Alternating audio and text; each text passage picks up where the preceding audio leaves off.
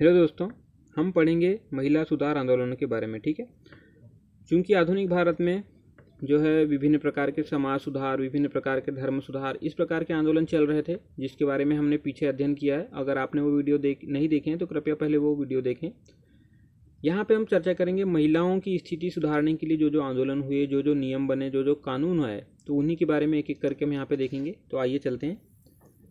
तो यहाँ पे देखें महिला सुधार आंदोलन के बारे में। तो सबसे प्रथम प्रयास जो महिलाओं के बारे में, स्थिति सुधारने के बारे में जो चर्चा हुई, वहाँ वो राजा राम मोहन राय के द्वारा चर्चा की गई। ठीक है, इन्होंने स्त्रियों की दशा देखी। चूँकि यहाँ पे स्त्री काफ़ी कहना चाहिए समान बिल्कुल नहीं समझा जाता था। उन्हें निम्न कोटि का समझ के समाज में एक अलग ही दर्जा दिया गया था।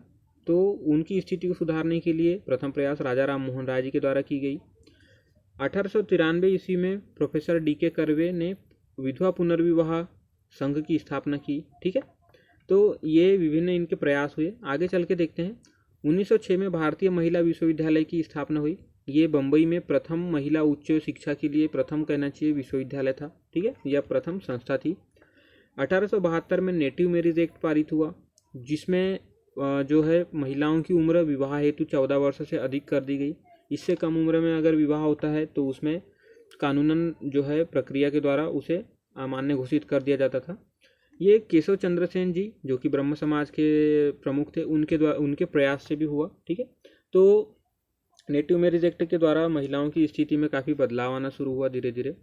बहुविवाह को भी गैरकानूनी घोषित कर दिया गया इसी के अंतर्गत। ठीक है, बहुविवाह अर्थात एक ही पुरुष कई स्त्रियां, या कहें कि एक पुरुष के द्वारा एक से अधिक स्त्रियों से विवाह करना बहुविवाह, तो इसे भी गैरकानूनी घोषित कर दिया गया। 1891 में सम्मिलित आयु अधिनियम हुआ। ठीक है, जिसमें इसमें बहराम-जी मालाबारी के प्रयास से जो है ये सम्मिलित आयु अधिनियम पारित हुआ, जिसमें 12 वर्ष से कम उम्र की अगर लड़की जो महिलाएं थी या उनका जो अगर विवाह जो है कानूनन अमान्य घोषित हुआ। ठीक है, आगे चलें तो 1819 में कलकत्ता में जो है तरुण स्त्री सभा की स्थापना की गई। ठीक है, 1849 में जे.डी. बेथुन के द्वारा बालिका विद्यालय कलकत्ता में स्थापित की गई। ये जो तरुण स्त्री सभा थी, ठीक है, इसी को आगे चल के बालिका विद्यालय या कलकत्ता में जो है बालिका विद्यालय में इनका भी प्रयास रहा या इनका भी सहयोग रहा। 1854 में वुड डिस्पैच आया, जिसमें स्त्री शिक्षा पे बल दिया गया। वुड डिस्पैच शिक्षा से संबंधित एक कहना चाहिए नियम था। ठीक है, तो ये ब्रिटिश सरकार के द्वारा लाया गया था कि स्त्रियों को भी शिक्षा दी जानी चाहिए। 1901 में बाल विवाह निषेध अधिनियम कानून आया, जिसमें बड़ौदा के गायकवाड़ जो वहाँ के राजवंश थे, या कहें कि बड़ौदा में जो राजशाही चल रही थी गायकवाड़ों की, तो वहाँ पे लड़का का उम्र जो है विवाह हेतु 16 वर्ष और लड़की की उम्र 12 वर्ष कर दी गई। और इससे कम में अगर विवाह होता है तो कानूनन अमान्य घोषित कर दिया जाएगा। इस प्रकार से कानून बनाया गया। 1928 में एज ऑफ कंसल्ट कमेटी जो कि शिमला में बनाएगी, तो ये इनका जो है इसी के द्वारा एज ऑफ कंसल्ट कमेटी के द्वारा ही आगे चल के 1930 यहाँ पे रिपोर्ट आती है 1930 में, और 1930 में ही बाल विवाह निषेध बिल, या जिसे शारदा एक्ट भी कहा जाता है, क्योंकि शारदा एक्ट इसलिए हरविलास शारदा जो कि एक महत्वपूर्ण व्यक्ति थे, इनका प्रयास रहा, काफ़ी इन्होंने योगदान दिया इस एक्ट को पारित कराने में। और ये बिल भी इनके द्वारा ही ये रिपोर्ट भी लाया गया था। ठीक, तो इसीलिए इसे शारदा एक्ट भी कहा जाता है। ठीक है, जिसमें पुरुष की आयु उम्र विवाह हेतु 18 वर्ष और महिला की आयु विवाह हेतु 14 वर्ष निर्धारित कर दी गई थी। 1908 में सेवा सदन सोसाइटी की स्थापना की गई बी.एम. मालाबारी और दयाराम गिड्डूमल के द्वारा। ठीक है, आगे चल के देखें। 1909 ईस्वी में पूना सेवा सदन की स्थापना की गई। ये भी एक शिक्षा के प्रचार के लिए था, क्योंकि महिलाओं को शिक्षा का यहाँ पे ज़्यादातर महिलाओं को शिक्षा नहीं दी जाती थी, तो इसीलिए पूना सेवा सदन की स्थापना की गई, ताकि महिलाओं को भी शिक्षा में शिक्षा मतलब उन्हें भी दी जा सके। ठीक, इसमें देखें तो रमाबाई रानाडे और जी.के. देवधर, ठीक है, तो इनके द्वारा जो है नर्सों और दाइयों को प्रशिक्षण देने के लिए ये पूना सेवा सदन की स्थापना की गई थी। क्योंकि पहले के समय में देखा जाए तो स्त्रियों को शिक्षा के किसी भी क्षेत्र में ज़्यादा महत्वपूर्ण उनका योगदान नहीं देखा जाता था, तो इसीलिए रमाबाई रानाडे और जी.के. देवधर जी, इनके द्वारा पूना सेवा सदन की स्थापना की गई, ताकि कम से कम जो नर्स या दाई के रूप में जैसे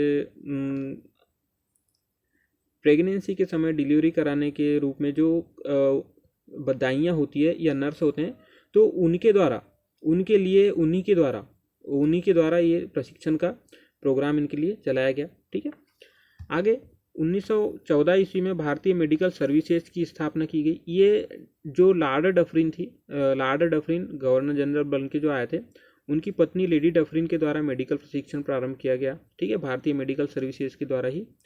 1903 ईस्वी में जो है विक्टोरिया मेमोरियल स्कॉलरशिप फंड की स्थापना की गई। ये कि लॉर्ड कर्जन के जो पत्नी थी लेडी कर्जन, उनके द्वारा ये विक्टोरिया मेमोरियल स्कॉलरशिप फंड की स्थापना की गई। इसमें भी दाइयों को ट्रेनिंग दी जाती थी, क्योंकि इस समय जो है डिलीवरी के समय, प्रेगनेंसी के दौरान जो डिलीवरी के समय काफ़ी महिलाओं की मृत्यु भी हो जाती थी। क्योंकि यहाँ पे दाइयों या नर्सों का अभाव रहता था, तो लेडी कर्जन के द्वारा ये प्रयास किया गया कि कम से कम दाइयों को या कहें कि स्त्रियों के लिए ही प्रशिक्षित किया जाए। ठीक है, तो इस प्रकार इनका प्रयास रहा। 1923 ईस्वी में विमेंस इंडियन एसोसिएशन की स्थापना की गई। नवयुग पत्रिका द्वारा भी समर्थन दिया गया। ठीक है, नवयुग पत्रिका निकाला गया, जिसमें स्त्री शिक्षा और स्त्रियों को काफ़ी महत्वपूर्ण माना गया। 1914 ईस्वी में अखिल भारतीय मुस्लिम महिला सम्मेलन की स्थापना की गई लाहौर में, और यहीं पे जो बहुविवाह प्रथा थी मुस्लिमों में, या यूं कहे कि हर धर्म में अगर जो जहाँ भी बहुविवाह प्रथा है या ऐसी प्रथा कि एक पुरुष एक से अधिक विवाह कर सकता है, तो उसके हेतु यहाँ पे विरुद्ध प्रस्ताव पास किया गया। ठीक है, कि यह गैर कानूनी घोषित किया जाए। आगे देखें तो 1927 में ऑल इंडिया वुमेन्स कांग्रेस की कॉन्फ्रेंस की स्थापना की गई। ठीक है, ये नारी मुक्ति के लिए थी। नारी मुक्ति अर्थात अगर देखें तो पहले के समय में चूंकि काफ़ी ज़्यादा योगदान या यूं कहे कि उन्हें ज़्यादा महत्व नहीं दिया जाता था, तो ये स्त्रियों के द्वारा ही ये स्थापना की जाती है। काफ़ी मात्रा में स्त्रियां संगठित होकर ऑल इंडिया वुमेन्स कॉन्फ्रेंस की स्थापना की जाती है और नारी मुक्ति के लिए प्रयास किए जाते हैं। कांग्रेस के बेलगांव अधिवेशन में जो 1924 में हुआ बेलगांव में, 6000 में से 1000 महिलाएं थी। तो हम यहाँ पे देख सकते हैं धीरे धीरे महिलाओं की स्थिति में अब सुधार आना शुरू हो गया, क्योंकि इतने सारे आंदोलन हुए, इतने सारे नियम बनाए गए, तो धीरे धीरे महिलाओं ने भी भाग लेना शुरू कर दिया। 1927 में अखिल भारतीय महिला सभा की स्थापना की गई। ठीक है, ये की गई मार्गरेट कजिन्स और विभिन्न इनके साथ में विभिन्न स्त्रियां भी थी। ठीक है, और इनके द्वारा ही जो शारदा एक्ट जो हमने अभी चर्चा की थी यहाँ पे, शारदा एक्ट, ठीक है, शारदा एक्ट जो यहाँ पे हमने चर्चा की थी, बाल विवाह निषेध अधिनियम बिल, तो इसके लिए इन्होंने जो है जनमत भी तैयार किया अखिल भारतीय महिला सभा के सदस्यों के द्वारा। ठीक है, इन्होंने काफ़ी मात्रा में लोग संगठित हुए और इन्होंने उस नियम को बनाने के लिए दबाव बनाना भी शुरू कर दिया। जो अखिल भारतीय महिला सभा थी, इनके द्वारा ही 1941 में रोशनी नामक जो है पाक्षिक पत्रिका, अर्थात जो 15 दिन में जो निकलती है, इस प्रकार की पत्रिका का प्रकाशन शुरू किया गया। 1927 ईस्वी में मुथुलक्ष्मी रेड्डी, ठीक है, यह मद्रास विधानसभा की विधान परिषद की पहली सदस्य बनी। अगर भारतीय स्तर पे देखें तो पूरे भारत देश में जो है मुथुलक्ष्मी रेड्डी जी ही मद्रास विधान परिषद में प्रथम विधायक बनती है, महिला विधायक। ठीक है, 1935 के अधिनियम में भी महिलाओं को काफ़ी महत्वपूर्ण स्थान दिया गया। 9 सीट सुरक्षित रखी गई, क्योंकि इस समय संविधान निर्माण के लिए चुनाव होने थे। ठीक है, या यूं कहे कि इस समय चुनाव होने थे, तो वहाँ पे महिलाओं के लिए भी 9 सीट सुरक्षित रखी गई। और वोट देने का अधिकार, क्योंकि यह मताधिकार का अधिकार महत्वपूर्ण था, तो ये अधिकार भी 1935 के अधिनियम के द्वारा इन्हें दिया गया। तो ठीक है दोस्तों, देखते हैं, हमने महिला सुधार आंदोलन के अंतर्गत काफ़ी हमने चर्चा की महिलाओं के सुधार के लिए। तो ठीक है दोस्तों, अगर आपको जानकारी पसंद आई तो इसे शेयर कीजिए। धन्यवाद।